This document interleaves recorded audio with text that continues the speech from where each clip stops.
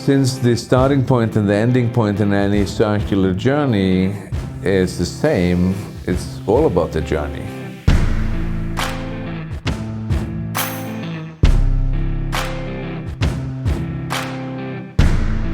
What I try to do with most of my tours is really kind of live by that motto that it's an adventure, not a vacation.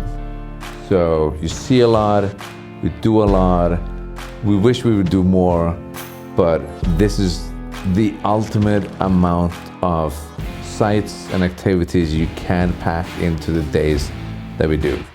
So this is not a 9 to 5 with a pleasant stop somewhere for a sit-down 2-hour lunch.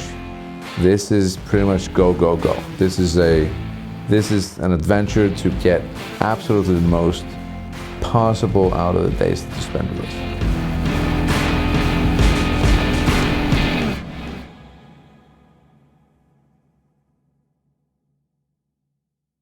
Good morning, ladies and gentlemen. This is your director speaking. Today we're going to be sharing a glimpse of the most amazing off-road adventure you can have in Iceland. What am I doing here? I'm not an off-roader. I drive a freaking minivan. Okay. Alright. Let me introduce myself. My name is Steven. I'm a filmmaker from Utah. That's me, in Iceland. That is our guide. His name is Guðmundur Birgit Haversen. I hope I said that right. We called him GB. I haven't met very many Icelanders, but I'm pretty sure he's the coolest one. I traveled with a group of off-road enthusiasts to Iceland for a 9-day adventure around the country. We had 5 couples, and then there was Ty and myself. He and I ran cameras, and you've already met GB. We traveled in 4 vehicles. GB drove his Nissan Patrol, we took turns driving his Jeep Gladiator, and we rented 2 Toyota Land Cruisers that we lovingly called Master and Baby Yoda. So strap in, turn your headlights on, that's the law in Iceland, and here we go. Let me say that slowly. Eyjafjallajökull. Anyway, so I'm gonna go and grab the lunch and we'll get out of here. So, Steven, what was an average day like on your Iceland trip? Thank you for asking. Let's turn on some catchy music and talk it over.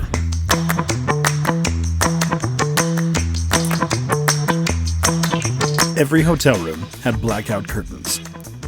The sun rose before 6. Breakfast, the briefing. Load the vehicles. Drive. Stop. Air down the tires. Look. Listen. Take it all in. Drive. Rivers. Restrooms. Sheep. Dust. Horses. Tunnels. Bridges. Feeding horses. Fuel stops. Rest stops. Lunch stops. Walking. Photos. Videos. More photos. More videos. Drive. Be prepared for long, exciting days. It's amazing how much you can fit in a day with the right organization and the right group of people, because it feels like we fit a month's worth of excitement into just a few days, and that's pretty amazing. Dust. Walking. Looking. Listening. Wondering. Whales. Trying to take it all in. Hoping this changes you. Driving. Airing up the tires. Driving more. Dinner time. Sleep time. My favorite parts, the river crossings, are really cool. But the scenery, oh my gosh, just so beautiful. And of course getting to play with, big tires in Iceland. I mean, what's not to like about it?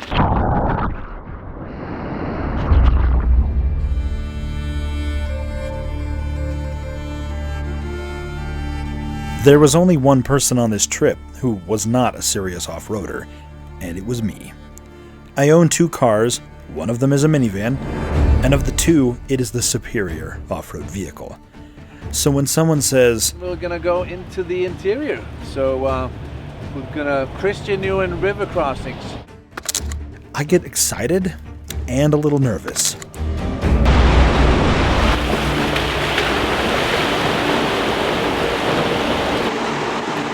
No matter how capable an off-road vehicle is, there's still something unnatural about driving across a river. I mean, see that bus? It knows where it's supposed to be, and not supposed to be. That said, not all buses are created equal.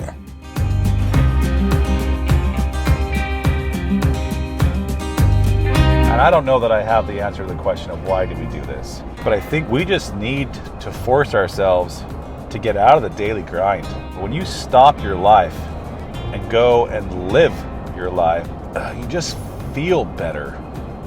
And you feel like all the work that I do every day, 9 to 5 or 7 a.m. to 9 p.m. is worth it when you can go and have these experiences that you'll probably never have again. And just watch out, especially with this one, that there are going to be some rough rocks. Okay. As long as there have been humans, rivers have been used as boundaries. And as long as there have been boundaries, humans have been crossing them.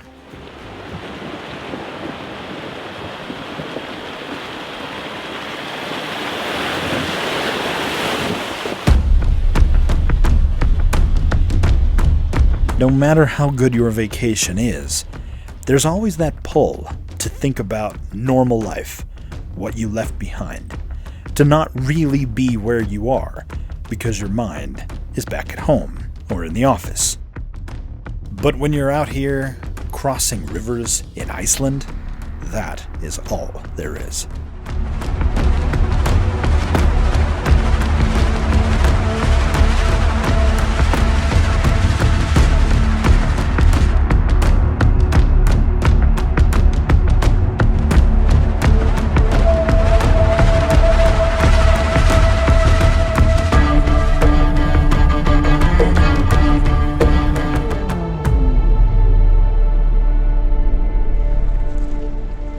The rivers scared me, but in a good way. Like when you're a kid and your dad tosses you in the air. You know it's going to be okay, but there's that chance that it could go wrong.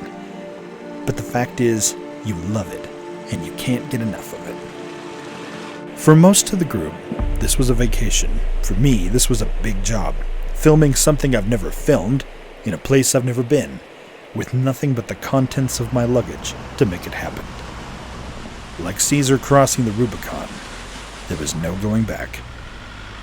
We had come to Iceland for an adventure, and that is exactly what we were going to get.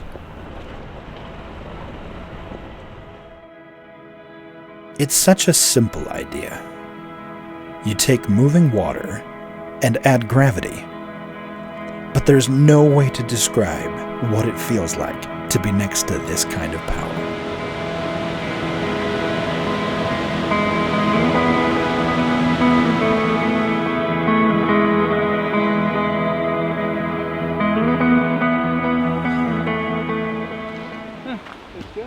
Thanks. Can you see me though? Because I'm kind of camouflaged. So I thought I might blend in if I hold still.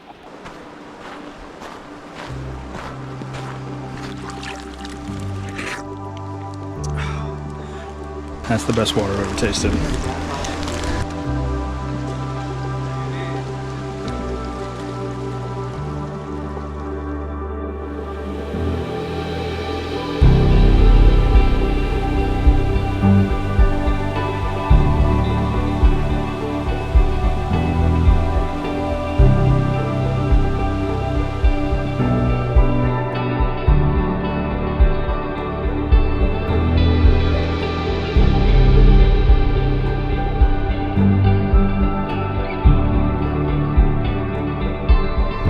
Waterfalls speak to my soul.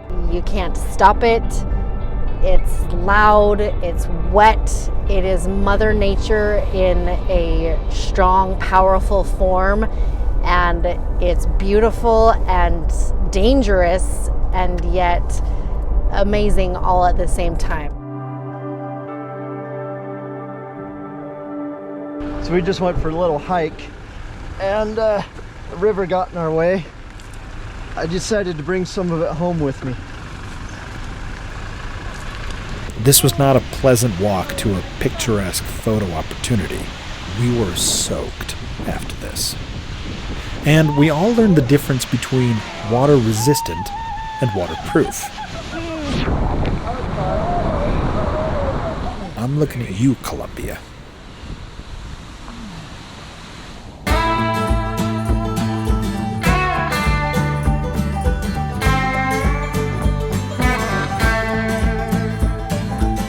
I haven't thought of this trip at all as a destination. That's kind of what's great about it, is there is no destination. It's all about the journey.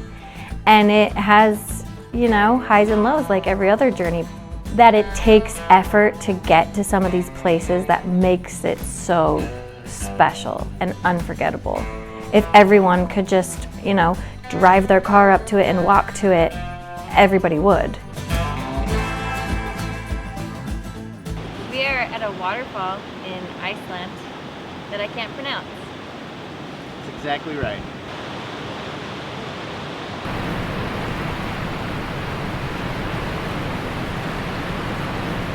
The most powerful waterfall in Europe. More than 52,000 gallons of water passes over these falls every second.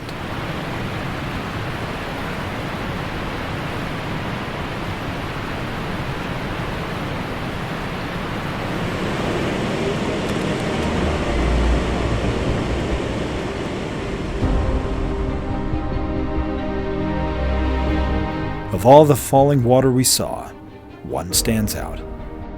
There was no visitor center, no parking lot, no sidewalks, no handrail. There was nothing between us and Iceland.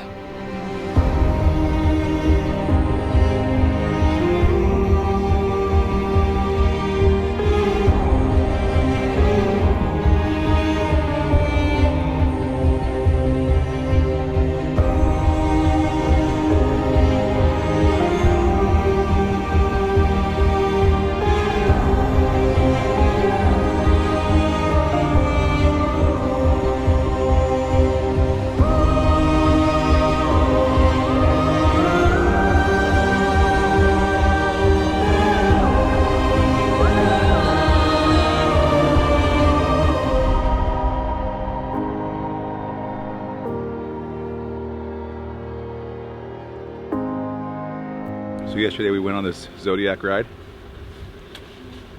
and in case you're uncultured and don't know what a Zodiac is, it's like a boat with, it's like a raft boat thing.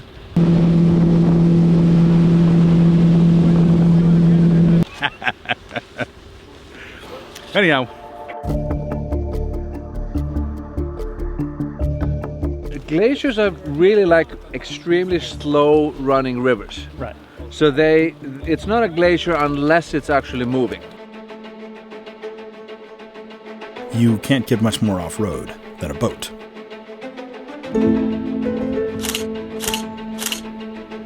Iceland is home to the largest glacier in Europe. It occupies more than 3,000 square miles and has an average thickness of 1,200 feet. Fun fact, the icebergs you see here have a lifespan of roughly 2 weeks. And now, I'm gonna take a bite out of a 1,000-year-old piece of ice. I love how everyone's first instinct is to just eat it. And you're like, that's gross. It's like icicles when you're... All right, Phil, hold it up in the air like it's a trophy, and we'll get the ice. Oh, it's a few. Jack! Jack!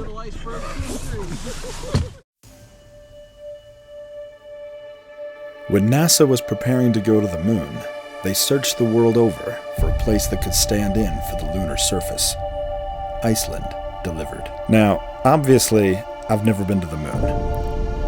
But since I've been to Iceland, I feel like I understand a little bit of what Buzz meant when he stepped off the lunar module ladder and uttered the words, "magnificent desolation.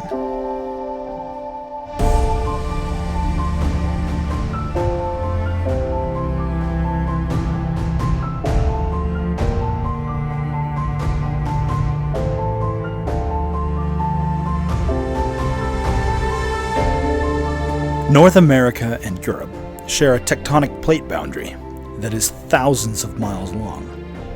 Right in the middle of that boundary is Iceland. North America is moving west and south at about 1 inch per year.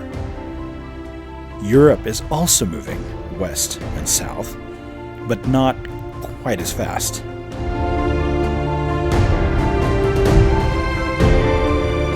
Iceland is what happens when two continents have a tug of war. Earthquakes, volcanoes, and lava. Lots and lots of lava. I kept expecting to see a couple of hobbits as we drove through here.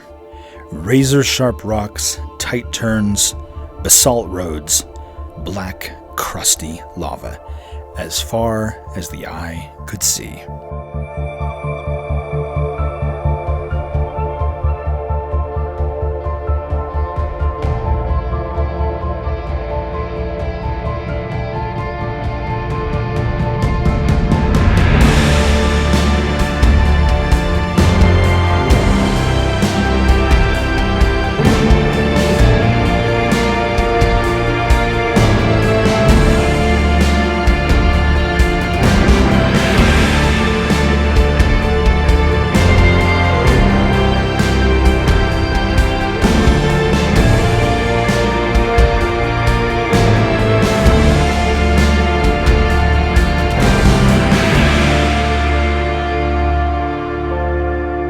Traveling across this alien landscape was the most transported I felt the entire trip. We left the whole world behind.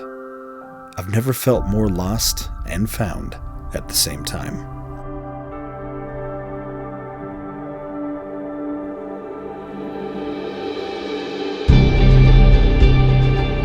And on the other side of this barren plain, growing right up through the lava, was green, and lots of it.